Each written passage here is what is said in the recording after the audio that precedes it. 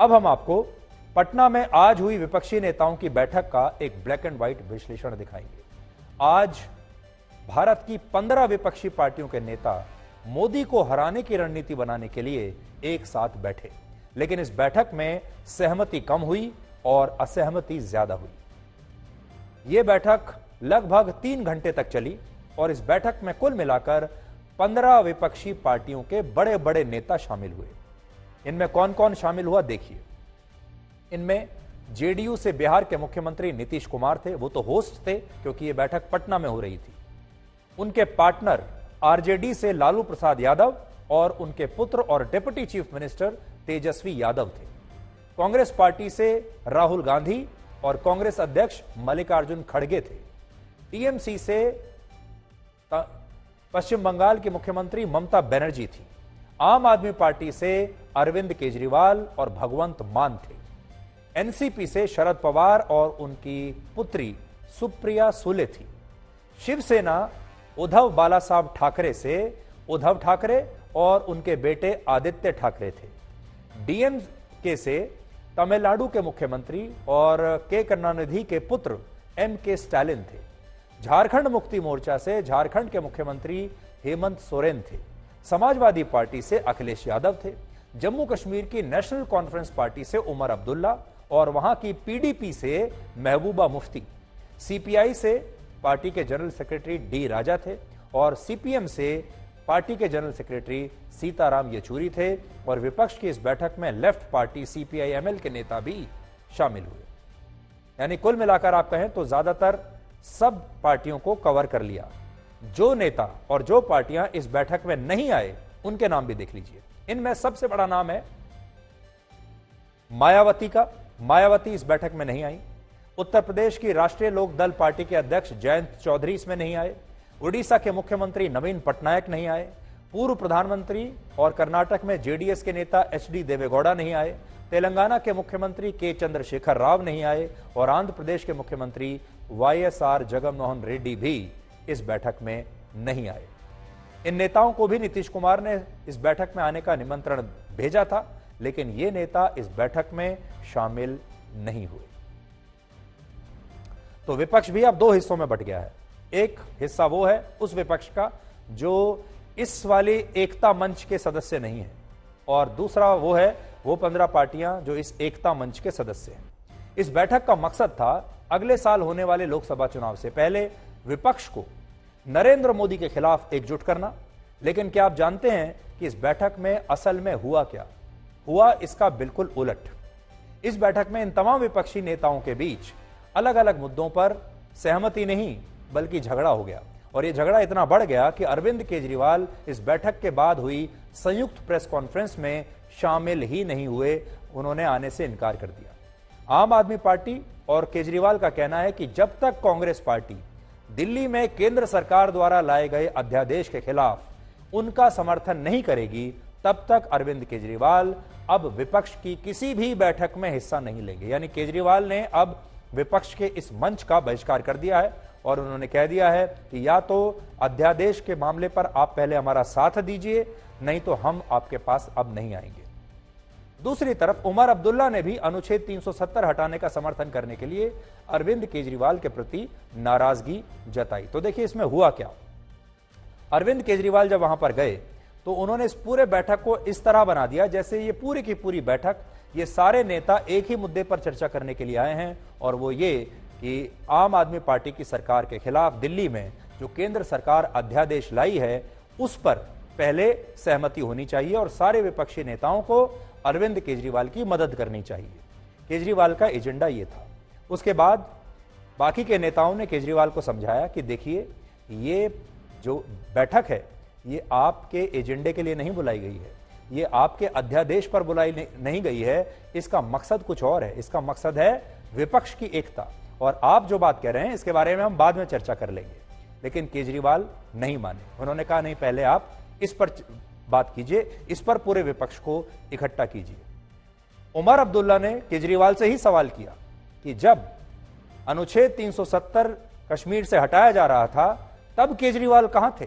तब उमर अब्दुल्ला ने भी यही कहा था कि विपक्ष को एकजुट होना चाहिए, लेकिन तब तो अरविंद केजरीवाल ने बीजेपी का साथ दिया था अनुच्छेद 370 पर। तो आज वो कैसे ये सबका समर्थन मांग सकते हैं? तो उमर अब्दुल्ला ने खरी खरी सुना दी।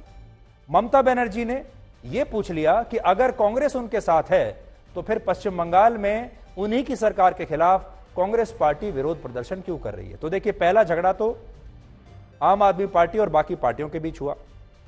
दूसरा झगड़ा हुआ ममता बनर्जी और कांग्रेस के बीच। और ममता बनर्जी ने कहा कि अगर आप हमारे साथ एक साथ काम करना चाहते हैं तो मेरे ही राज्य में हमारे खिलाफ विरोध प्रदर्शन क्यों कर रहे हो? इन झगड़ों की वजह से इस बैठक में कोई भी बड़ा फैसला हो ही नहीं पाया। ये सारे विपक्षी दल बातचीत के जरिए एक कॉमन मिनिमम प्रोग्राम बनाना चाहते थे, जिसके तहत यह तय होता कि संयुक्त रूप से ये सारे दल देश भर में एक साथ कैसे चुनाव लड़ सकते हैं। लेकिन बीजेपी के खिलाफ लड़ाई की बात करते करते ये पार्टियां आपस में ही लड़ने लगी और आज की इस बैठक में न तो कॉमन मिनिमम प्रोग्राम बन पाया और ना ही ये सारे विपक्षी दल किसी एक नेता को अपना कन्वीनर चुन पाए। जो संयुक्त प्रेस कॉन्फ्रेंस हुई भी, उसमें भी सभी विपक्षी नेताओं ने बस इतना कहा कि देश का लोकतंत्र खतरे में है और उसे बचाने के लिए ये पार्टियां एक साथ आ रही हैं और अब हमारी अगली बैठक शिमला में होगी। इस बैठक में मुझे ऐसा लगा सिर्फ एक ही बात पर सहमति बनी और वो है राहुल गांधी की शादी के बारे में। और सारे विपक्षी दल और उनके नेता इस बात पर तैयार हुए कि अगर राहुल गांधी शादी करते हैं तो वो उनकी बारात में जरूर जाएंगे। बस सिर्फ इस मुद्दे पर सहमति बनी है। बात तो हम लोग का सलाह माने नहीं, दिया नहीं किया, शादी कर लेना चाहिए था। और अभी भी समय गया बीता नहीं है, शादी करिए और हम लोग बाराती चले और शादी करिए। सब लोगों ने माना है कि हम लोग मिलकर के चलेंगे और देश के हित में है। अभी जो भी शासन में है वो देश के हित में काम नहीं कर रहे और सारे इतिहास को बदल रहे हैं। आजादी की लड़ाई को भी भुलवा देंगे। तो एक एक चीज जो काम हो रहा है उस सबको लेकर के सबकी चिंता है, इसलिए सब लोग एकजुट रहेंगे। तो आज बहुत अच्छे ढंग से बातचीत हो गई है। हम में जरूर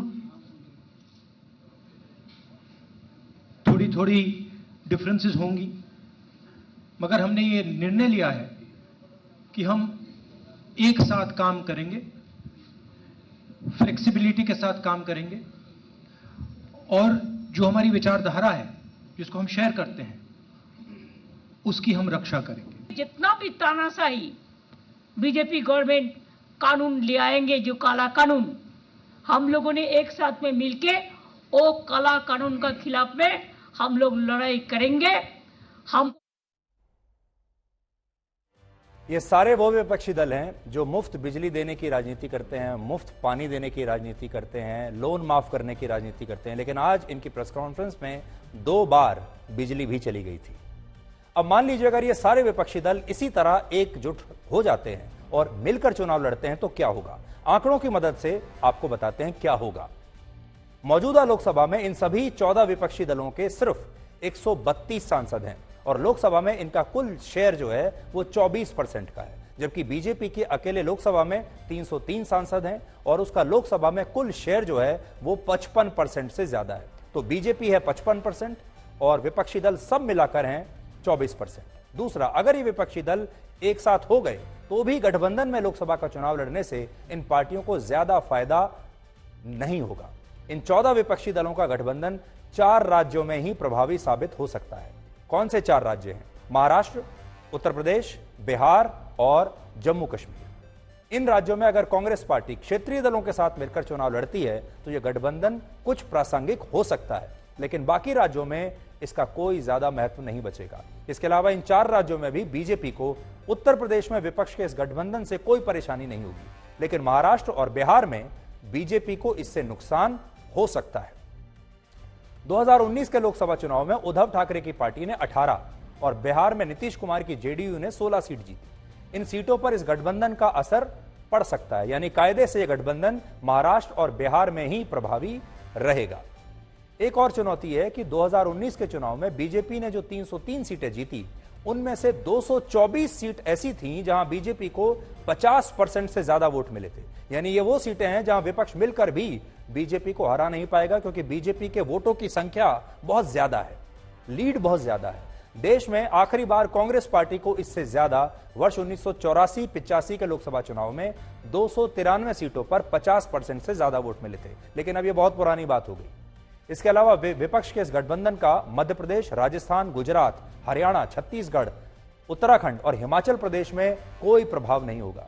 और ये वो राज्य हैं जहां बीजेपी और कांग्रेस के बीच सीधा मुकाबला होता है और यहां पर थर्ड फ्रंट है ही नहीं, कोई तीसरी पार्टी नहीं है। तो जहां तीसरी पार्टी नहीं है, ऐसे राज्यों में कुल 110 सीटें हैं, जिनमें से 106 सीटें पिछली बार बीजेपी ने जीती थी। यानी आप ये समझिए, जहां सीधी टक्कर है कांग्रेस और बीजेपी के बीच, वहां बीजेपी बहुत आगे है। 110 में से 106 सीटें जीती। ज्यादातर सीटों पर उसका वोट शेयर 50% से ज्यादा था। तो सोचिए, इतनी सीटों पर कांग्रेस पार्टी और बीजेपी के बीच ही अगर लड़ाई होगी तो फिर विपक्ष के बाकी दल इन राज्यों में कांग्रेस की कोई सहायता नहीं कर पाएंगे। और बात सिर्फ इन राज्यों की नहीं है, आगे देखिए। उत्तर प्रदेश, कर्नाटक, पश्चिम बंगाल, उड़ीसा, दिल्ली और तेलंगाना में विपक्षी दलों का संयुक्त चुनाव लड़ना बहुत ही मुश्किल है। पश्चिम बंगाल में ममता बनर्जी कभी भी लेफ्ट पार्टियों के साथ चुनाव नहीं लड़ेंगी। कांग्रेस के साथ भी वो आजकल झगड़ा कर ही रही हैं। इन राज्यों में लोकसभा की 195 सीटें हैं, जिनमें से 124 सीट बीजेपी ने पिछले लोकसभा चुनाव में जीती थी। इसके अलावा आज यहां सवाल कांग्रेस का भी है। 2019 में कांग्रेस ने देश की 543 में से 421 सीटों पर चुनाव लड़ा था। इनमें से 52 सीटों पर उसे जीत मिली और 196 सीटों पर कांग्रेस दूसरे नंबर पर थी। यानी देश में 248 सीटें सीधे सीधे ऐसी हैं जहां से कांग्रेस पार्टी अपने ही उम्मीदवार उतारना चाहेगी। जब बंटवारा होगा सीटों का विपक्ष के साथ, तो कांग्रेस पार्टी यही कहेगी कि जहां हम जीते वो तो हमारी हैं ही, जहां हम नंबर 2 पर थे वो भी हम ही लड़ेंगे। सोचिए, ये 248 सीटें बाकी विपक्षी दल कांग्रेस पार्टी को क्या देने के लिए तैयार होंगे? और क्या कांग्रेस पार्टी देश की सिर्फ आधी लोकसभा सीटों पर चुनाव लड़ने के लिए तैयार हो जाएगी? क्योंकि उससे तो पार्टी ही साफ हो जाएगी।